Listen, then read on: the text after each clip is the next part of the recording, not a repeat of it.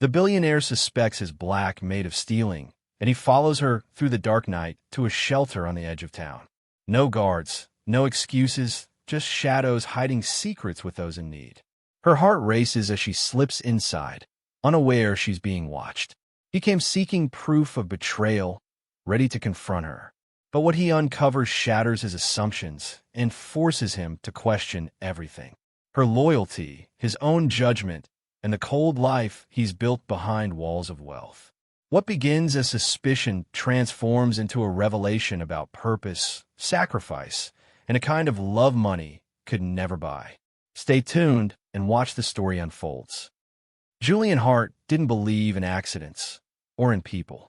No amount of wealth could protect him from the betrayals that had once carved deep scars into his trust.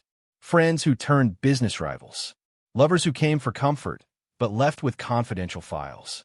His life had taught him one lesson over and over. Trust was a liability. And Julian had long since stopped carrying those. He lived alone by choice.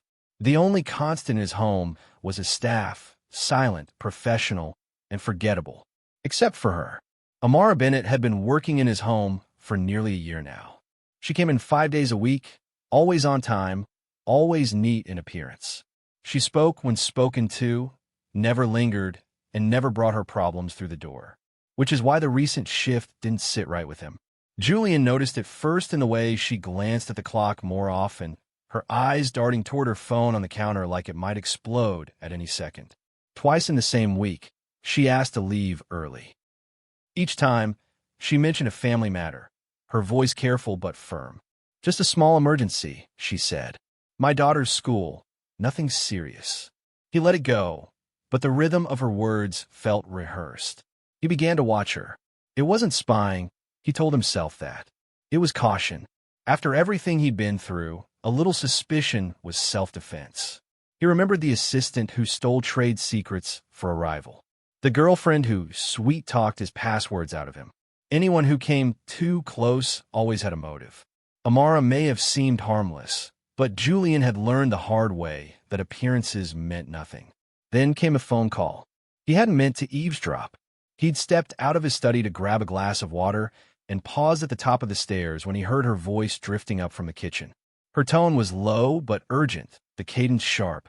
No, I can't send more this week. I already wired the 2,000. That was all I had. Please. Just make sure she gets to the doctor. Julian froze. 2,000? Wired? To whom? And for what? He waited until she was gone that day. Then he checked the coat she had left draped over a kitchen chair. He told himself it was about security. A precaution. But his heart was already pounding. In the coat pocket, he found a receipt.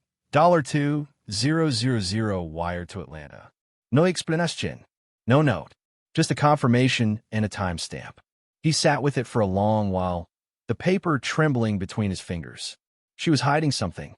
His mind moved fast, too fast, like it always did when he felt control slipping through his hands. Was it blackmail? Was she funneling money out of his home? Selling something she shouldn't be? Had she installed something? Software, maybe? A bug? He pulled up security footage from the previous week, watching her move through the house. Vacuuming, wiping counters, folding towels. It looked normal, but that was the trick, wasn't it? The most dangerous people were the ones who could blend in. Act invisible. Wait until you weren't watching. Julian didn't confront her. He wasn't reckless like that. He needed facts, proof. His life was built on data, on certainties, not feelings. Feelings got people destroyed.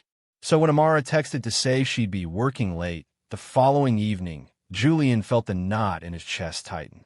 He knew she was lying, and this time he would find out why. The next evening, Julian sat in his black SUV at the far end of the block. He hadn't told anyone where he was going. Not David, not his driver, not even his assistant. Tonight wasn't about business. It was about answers. Amara emerged from the side gate of his estate at exactly 6:12 p.m. She carried 2 heavy paper grocery bags, her head lowered as she moved quickly down the street. She didn't call for a car. She didn't hail a rideshare. Instead, she walked to the nearest bus stop, adjusting the straps on her bag with practiced ease. Julian stayed 3 cars back, windows slightly cracked. It was a part of the city he rarely saw. The narrow sidewalks cracked from tree roots, graffiti-covered utility boxes, trash bins that hadn't been collected on time. It wasn't part of his world, but tonight he followed it anyway. Amara boarded the 38 bus with a transfer ticket already in hand. Julian waited a beat, then eased the Tesla into traffic and trailed the route. At red lights, he caught glimpses of her through the smeared windows of the bus. She sat near the front, grocery bags on her lap, staring out the window. She didn't check her phone. She didn't look around. She just waited. 20 minutes later, the bus stopped near a faded intersection in the Mission District. Amara stepped off, adjusted her bags, and crossed the street toward a weathered building that might have once been a church or a warehouse. The sign out front was old and chipped. Unity House, Community Learning and Support Center. Beneath it, a handwritten poster read, "Free English classes, Tuesdays and Thursdays, 7 p.m. Julian pulled over across the street, parking just behind a delivery van. He turned off the engine and sat still, heart pounding harder than he'd expected. This wasn't what he'd anticipated. He wasn't sure what he'd anticipated, but hadn't been this. From the shadows of the sidewalk, he watched her disappear inside. Curiosity pushed him forward. Quietly, carefully, he crossed the street and approached the building. He kept to the edge of the window, just far enough not to be seen. Through the dusty glass, a narrow classroom unfolded. Inside, folding chairs formed a semicircle. Maybe 15, 20 people sat there, mostly older adults. Their faces worn from years of labor, their hands clutching notebooks and cheap pencils. The walls were lined with posters, today's words, menu, water, please, thank you. And at the front stood Amara. Julian stared, unmoving. She wore no makeup. Her hair was pulled back into a neat bun. She stood with a quiet confidence, holding a laminated sheet in one hand and pointing at words written on the board in marker. When one man stumbled over a phrase, she smiled and repeated it patiently. When an elderly woman asked a question in Spanish, Amara answered fluently, her voice gentle and encouraging. Then Julian saw her open one of the grocery bags. Sandwiches, apples, granola bars. One by one, she handed them out to her students without hesitation, without grandstanding, just simple generosity. He leaned back slightly, stunned. She wasn't sneaking off to meet someone. She wasn't hiding stolen funds. She wasn't a threat to his estate, his privacy, or his reputation. She was feeding people, teaching them, giving them something he hadn't given anyone in years, her time. Julian stood there a long while, barely breathing. The cold from the sidewalk crept into his shoes, but he didn't notice. Every assumption he'd made began to unravel with each word Amara spoke through the glass. This wasn't a cover. It was who she was. She was giving everything she had to people the world didn't see, and he had almost fired her for it. Julian turned away, the city buzzing faintly around him, but everything inside him was quiet now. He was not confused or angry. He was just feeling humbled. Julian couldn't sleep. He sat in the dim light of his office, replaying every moment from the evening before. The way Amara smiled as she guided her students through unfamiliar words. The tenderness in her voice as she comforted the anxious.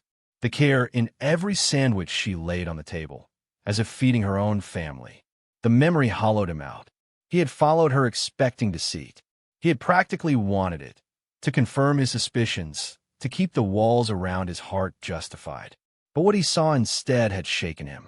She wasn't hiding secrets. She was sacrificing quietly, giving more than most people with 10 times her resources. And he had assumed the worst. Julian pushed away from the desk and paced the room, restless. His fingers brushed the wire receipt still tucked into the corner of his laptop. $2,000 to Atlanta, probably for her daughter, or her mother, someone she loved enough to go without for. And yet, there she was every night, giving time, food, comfort, to people who had no one else. Without thinking, Julian opened a browser and searched. Unity House San Francisco donation page. The website was outdated, clunky. A bright red banner at the top read, "We're at risk of closing due to rising costs. Please help." He scrolled past blurry photos, smiling families, kids doing homework, an elderly man holding a citizenship workbook. All people Amara had probably fed, taught, encouraged. He clicked donate. When the prompt asked for his name, Julian hesitated. Then he typed something untraceable.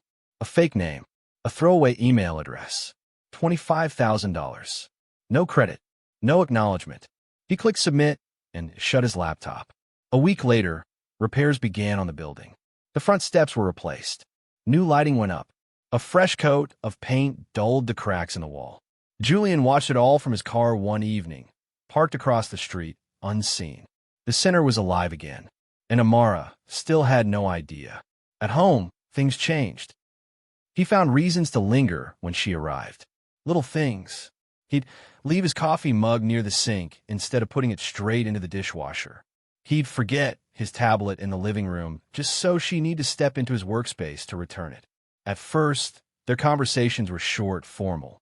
Then he asked a question about her evening class schedule. Her face shifted slightly, wary.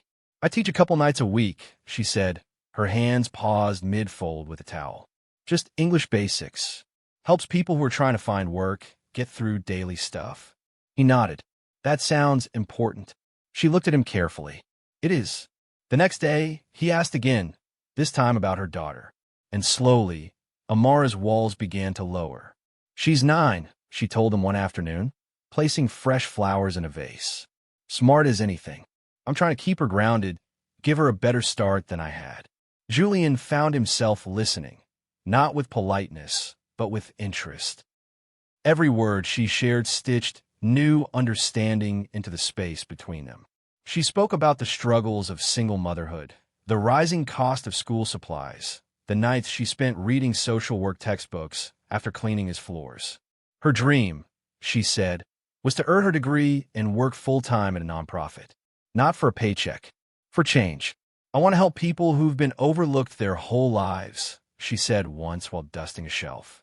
"The ones who get told they're invisible just because they don't speak English or didn't finish school." That was my mom. She worked 2 jobs and still couldn't afford health care. Julian said nothing. He didn't need to. The way she spoke, passionate, unwavering, said more than 1,000 interviews or charity gala speeches ever could. For the first time in years, Julian saw someone not through a lens of suspicion, but through admiration. And that feeling scared him more than anything. It was late afternoon when Julian brought it up. The sky outside his penthouse streaked in amber light. Amara had just finished rearranging the books in his study, her movements steady and practiced when he spoke from behind his desk. "Amara," he said, careful to keep his tone neutral. "Can we talk for a minute?" She paused, turning slightly, a folded dust cloth still in hand. "Of course, Mr. Hart." "Julian," he corrected gently. She offered a polite smile, but said nothing. He stood, sliding a document envelope from a drawer. "I've been thinking. You've worked here for nearly a year now. You've been loyal, focused, responsible. I've seen how you carry yourself, and how much more you're capable of." She didn't speak, only watched him carefully as he walked around the desk and set the envelope on the marble table. "I'd like to offer you a new position," he continued. "Full-time household manager. You'd oversee the staff, handle my calendar, coordinate vendors, manage the estate. Basically, you'd have a private office here, a flexible schedule, full health coverage, a bonus structure."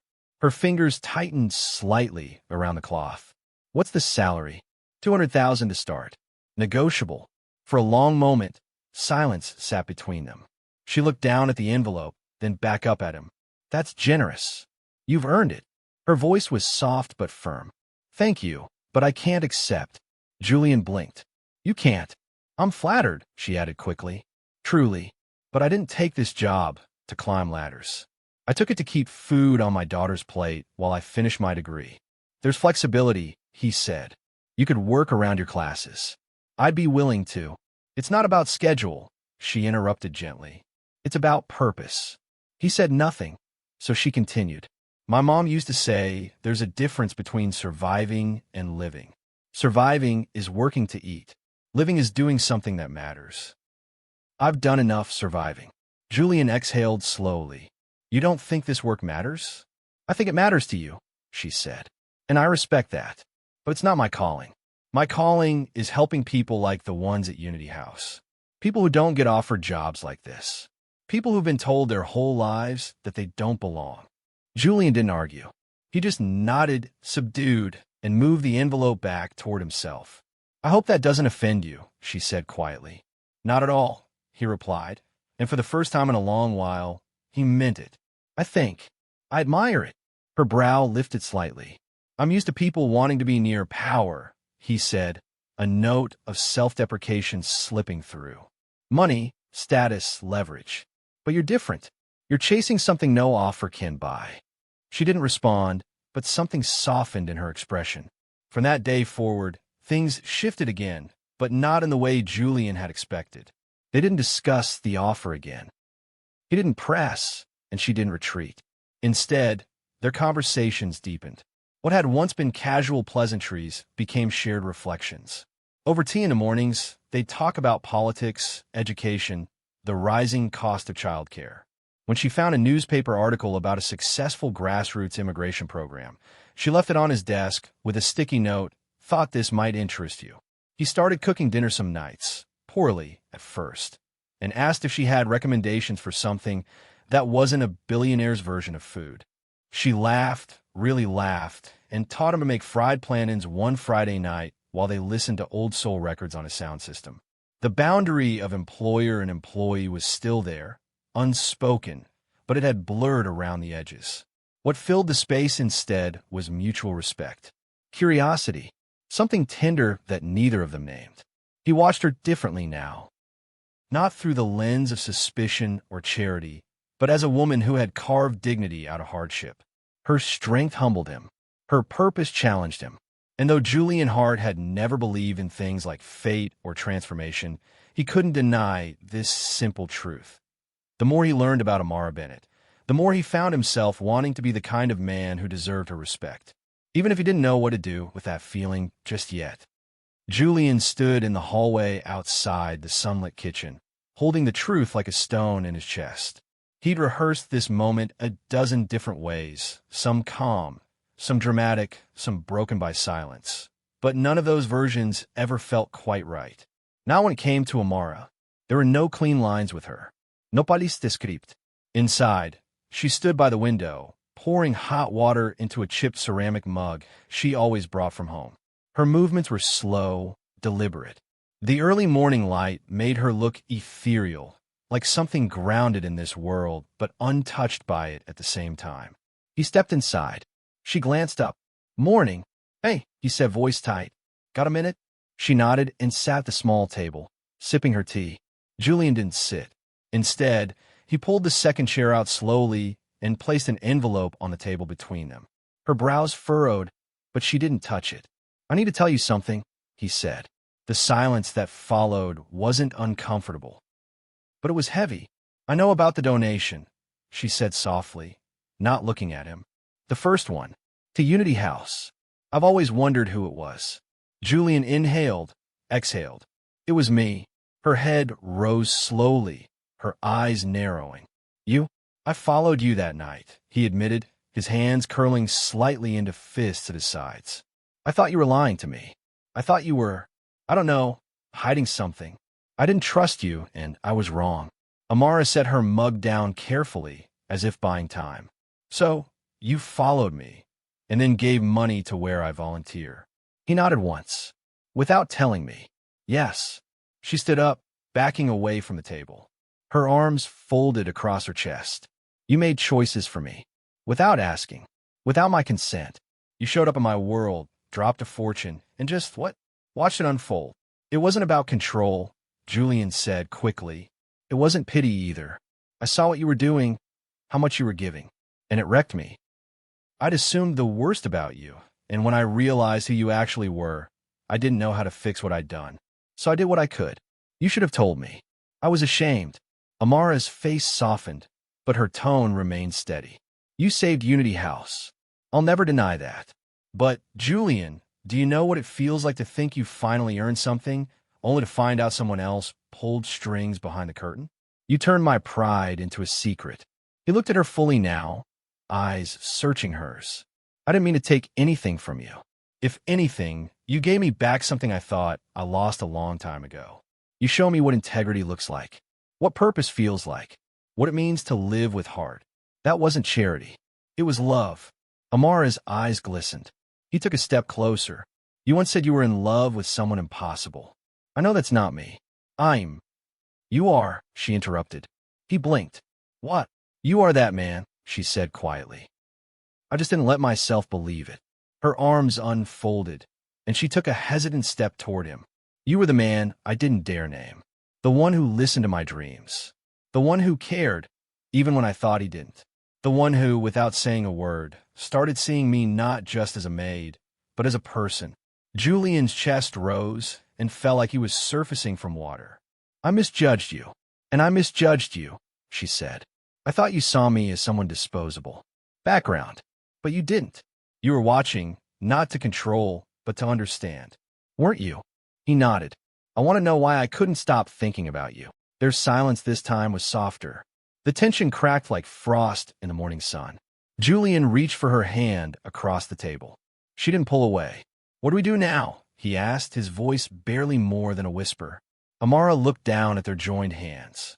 I don't know, she said honestly. But maybe we can start off slowly. A year had passed, but it felt like a different world. Inside the Unity house, the halls buzzed with energy, children laughing in the tutoring rooms, conversations flowing in Spanish, Amharic, Mandarin.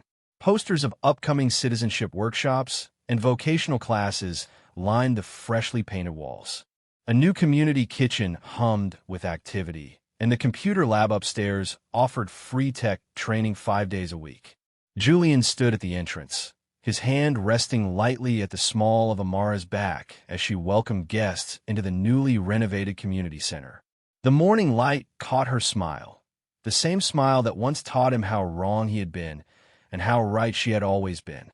They stood not as employer and housekeeper now, but side by side, partners. The Hart Bennett Foundation had officially launched 3 months earlier, with its mission clear: education access, immigrant support, and pathways out of generational poverty. It was Amara's vision, built from lived experience.